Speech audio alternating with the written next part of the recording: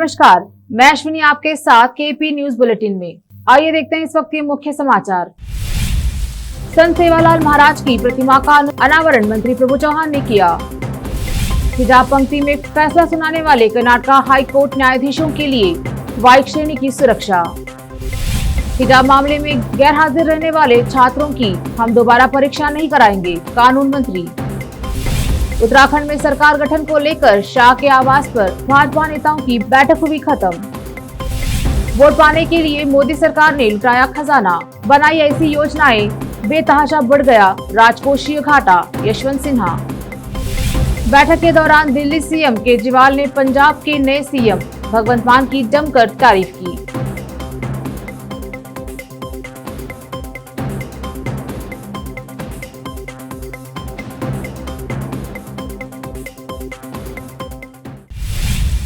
अब देखते हैं समाचार विस्तार से।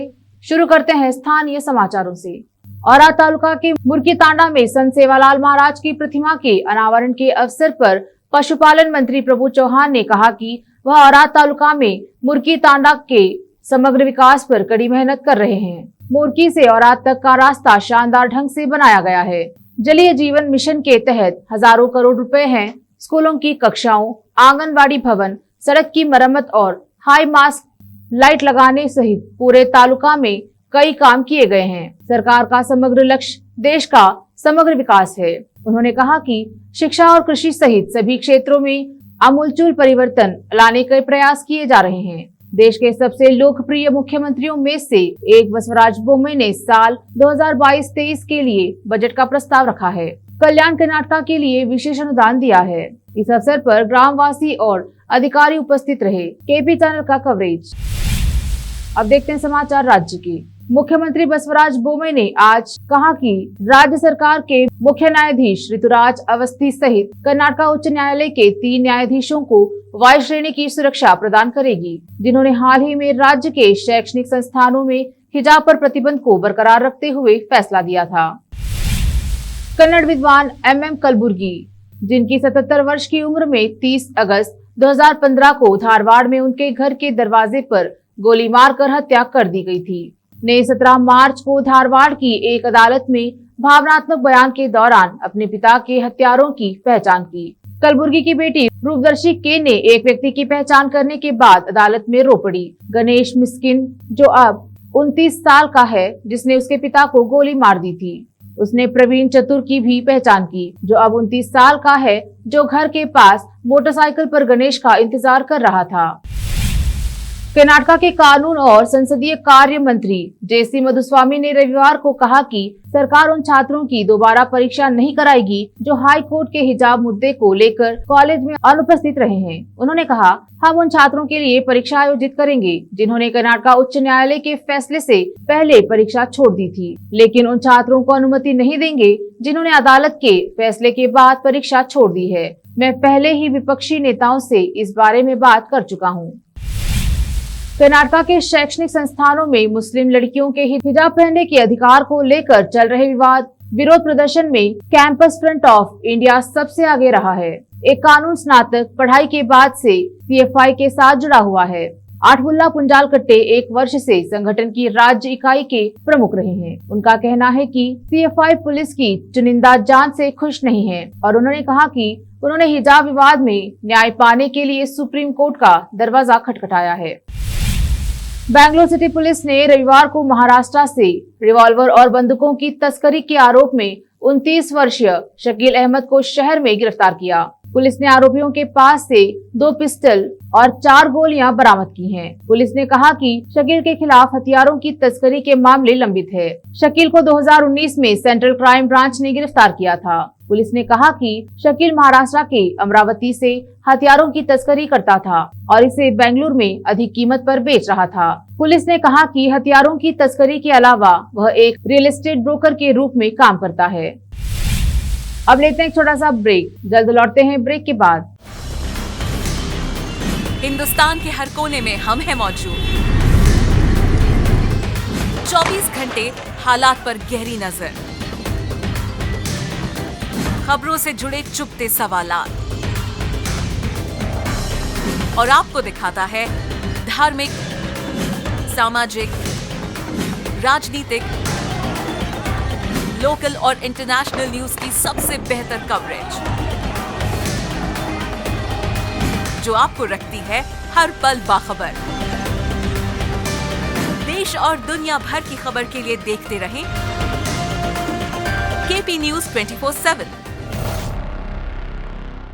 नूर एजुकेशन ट्रस्ट बीदर की ओर से चलाए जाने वाला Noor MEd college Bidar, recognized by NCTE Delhi and affiliated to Gulbarga University, Gulbarga. Admission are open for the academic year 2021-22. विशेषज्ञ और सक्षम शिक्षकों द्वारा शिक्षा प्राप्त करने के लिए नूर एमएड कॉलेज में दाखिला लें और शांत वातावरण में शिक्षा प्राप्त करें। बीदर शहर में बेहतर शिक्षा का एकमात्र केंद्र Noor MEd college, Shahpur gate, Bidar. Phone numbers 9945283920, 8482221297। रोगियों की सेवा और देखभाल करना जहां बड़े सम्मान की बात है, वहीं ये एक सम्मानीय पेशा भी है। इस पेशे को अपनाने वालों को नर्स कहा जाता है और इसका प्रशिक्षण लेने को नर्सिंग कहते हैं। इस नर्सिंग कोर्स की शिक्षा लेने के लिए सुखद वातावरण और अच्छे प्रशिक्षण केंद्र की आवश्यकता होती है। नर्सिंग कोर्स की शिक्षा देने वाला बीदर में एकमात्र केंद्र है श्री नानक झिर्रा साहेब फाउंडेशन बीदर की ओर से चलाए जाने वाला Shri Nanak Jhirra Saheb college of nursing, affiliated to Rajiv Gandhi university of health science Karnataka, जहां पर विशाल क्लासरूम, बेहतर प्रयोगशाला, कम्युनिटी लैब, न्यूट्रिशन लैब, विशाल और सुखद वातावरण में नर्सिंग की शिक्षा देने की सुविधा, विशाल और सुंदर कॉन्फ्रेंस हॉल, हवादार और बड़ी सी लाइब्रेरी के साथ साथ सभी प्रकार की उपयोग की जाने वाली सामग्री के साथ एनाटॉमी लैब और एडमिनिस्ट्रेशन ऑफिस उपलब्ध है। Vice chairperson Mrs Reshma Kaur की देखरेख में चलाए जाने वाला और प्रिंसिपल मिस्टर महांतेश की निगरानी में बेहतर नर्सिंग ट्रेनिंग का एकमात्र केंद्र Shri Nanak Jhirra Saheb college of nursing, near Nehru stadium, Bidar. Admission are open for the academic year 2021-22. Phone number 08483228272। Break के बाद आपका स्वागत है। देखते हैं आगे के समाचार। उत्तराखंड में नया मुख्यमंत्री चुनने के लिए देहरादून में भाजपा विधायक दल की बैठक सोमवार 4 बजे बुलाई गई। दरअसल उत्तराखंड में सरकार गठन को लेकर जारी कवायद के बीच रविवार को केंद्रीय गृह मंत्री अमित शाह के आवास पर भारतीय जनता पार्टी के वरिष्ठ नेताओं की एक महत्वपूर्ण बैठक हुई। सूत्रों से मिली जानकारी के मुताबिक इस बैठक में भाजपा अध्यक्ष जेपी नड्डा, संगठन महासचिव बीएल संतोष और राज्य के केंद्रीय चुनाव प्रभारी प्रहलाद जोशी के अलावा उत्तराखंड के कार्यवाहक मुख्यमंत्री पुष्कर सिंह धामी, प्रदेश अध्यक्ष मदन कौशिक, पूर्व मुख्यमंत्री त्रिवेंद्र सिंह रावत और पूर्व केंद्रीय मंत्री रमेश पोखरियाल निशंक भी मौजूद रहे। पूर्व केंद्रीय वित्त मंत्री यशवंत सिन्हा का मानना है कि नरेंद्र मोदी सरकार द्वारा कल्याण योजनाओं पर भारी खर्च की वजह से राजकोषीय स्थिति पर काफी बुरा असर पड़ रहा है और राजकोषीय घाटा असामान्य रूप से काफी ऊंचे स्तर पर पहुंच गया है। सिन्हा ने कहा कि यह हैरानी की बात है कि किसी को भी सरकार की राजकोषीय स्थिति की चिंता नहीं है, सरकार को खुद भी नहीं। तृणमूल कांग्रेस के वरिष्ठ उपाध्यक्ष सिन्हा ने कहा, मोदी सरकार मुफ्त अनाज सहित अन्य कल्याण योजनाओं पर भारी भरकम राशि खर्च कर रही है। सरकार की राजकोष की स्थिति डामाडोल है। राजकोषीय घाटा असामान्य रूप से काफी ऊंचे स्तर पर है। यह सरकार के उन आंकड़ों से भी अधिक है जिन्हें भरोसेमंद नहीं माना जाता है। देश का राजकोषीय घाटा चालू वित्त वर्ष 2021-22 में सकल घरेलू उत्पाद का 6.9% रहने का अनुमान है। पहले इसके 6.8% रहने का अनुमान था। सिन्हा ने आरोप लगाया, आज सरकार की आर्थिक नीतियां इस आधार पर तय होती हैं कि क्या इनसे उसे चुनाव जीतने में मदद मिलेगी या नहीं। पंजाब में आज आप विधायक की बैठक हुई। इस बैठक के दौरान दिल्ली सीएम केजरीवाल ने पंजाब के नए सीएम भगवंत मान की जमकर तारीफ की। केजरीवाल बोले कि कैबिनेट मंत्रियों को बड़ी जिम्मेदारी मिली है। मान साहब हर एक मंत्री को टारगेट देंगे। अगर टारगेट पूरा नहीं हुआ तो जनता कहेगी कि मंत्री बदलो, इसलिए सिर्फ चंडीगढ़ में मत बैठना। घोड़ा गाड़ी की आदत पड़ जाती है। अपनी पार्टी का मंत्री विधायक लोगों के बीच घूमेगा, पिंड में जाएगा। जो एमएलए मंत्री नहीं बन पाए वो दुखी है। पंजाब के लोगों ने हीरे चुन करके भेजे हैं और इसलिए 92 लोगों की टीम बनकर काम करना है। बिहार राजनीति की जानी मानी शख्सियत शरद यादव ने आज अपनी राजनीतिक विरासत को तेजस्वी यादव को सौंप दिया। इस मौके पर उन्होंने कहा कि बिहार का भविष्य तेजस्वी यादव है। रविवार को इस कार्यक्रम में शरद यादव के अलावा पार्टी के तमाम बड़े नेता मौजूद थे। 2018 में जेडीयू से अलग होकर शरद यादव ने अपनी नई राजनीतिक पारी खेलनी शुरू की थी और लोकतांत्रिक जनता दल पार्टी बनाई थी। इस मौके पर शरद यादव ने कहा कि ये एक नई शुरुआत है। ये विलय व्यापक एकता के लिए पहला कदम है। इसमें हमने अपनी पहल कर दी है। पूरे देश के विपक्ष तो एक होकर ही बीजेपी को हराया जा सकता है। यूक्रेन के दक्षिण पूर्वी शहर मैरियुपोल में रूस और यूक्रेन की सेनाओं के बीच विशाल इस्पात संयंत्र पर कब्जा करने के लिए जोरदार संघर्ष हुआ। इस दौरान रूसी सेना के हमले में यूरोप के सबसे बड़े स्टील प्लांट में से एक मैरियुपोल प्लांट पूरी तरह से तबाह हो गया। अधिकारियों ने रविवार को कहा कि यूरोप के सबसे बड़े लोहा और इस्पात प्लांट में से एक अजोस्टल बुरी तरह क्षतिग्रस्त हो गया है। अब देखते हैं समाचार फिल्मों के। इमरान हाशमी का नया म्यूजिक वीडियो इश्क नहीं करते जल्द होगा रिलीज। देखते हैं खेल जगत के समाचार। आईपीएल 2022 कोच पोंटिंग ने युवा खिलाड़ियों के लिए तैयार किया बॉन्डिंग फॉर्मूला, फॉलो करने को कहा। अब देखते हैं समाचार बाजार के।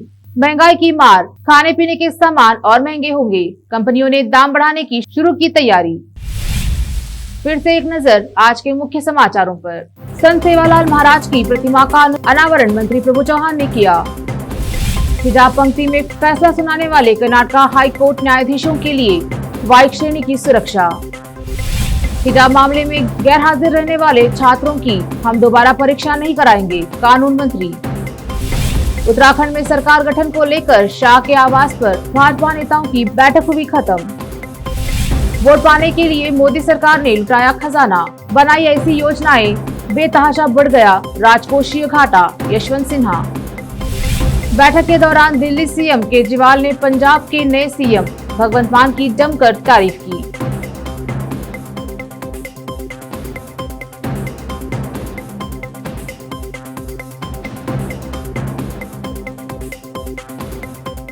केपी न्यूज में इस वक्त इतना ही। अन्य समाचारों के लिए जुड़े रहिए केपी न्यूज 24/7 से। फिर मुलाकात होगी कुछ और समाचारों के साथ। धन्यवाद।